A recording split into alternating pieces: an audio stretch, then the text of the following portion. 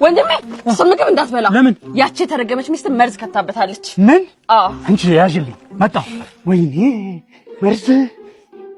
እንዴ እኔ እኮ አላገባሁም what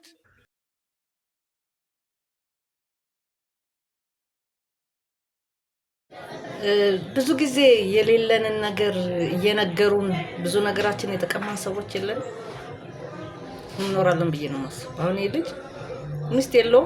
ምግቡን ልትወስድበት ስለፈለገች በቃ እንደዚህ ነው የደነዘዝነው ማለት አይምሮአችን እያሰበ ስላለ ይሄ ሰው ሚስት ሳይኖረው እንኪ ብሎ ሚስቱን ሊደበድብ መሄድ ምን ማለት ነው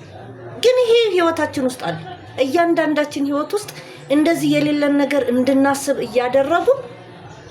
ብዙ ነገራችንን ቀምተዋል ትምህርታችንን ኑሯችንን ትዳራችንን ልጆቻችንን ፍቅራችንን የቀሙን ብዙ ሰዎች አለውና ልክ የሚመጣውን ሐሳብ ተቀብሎ ከማስተናገድ ይልቅ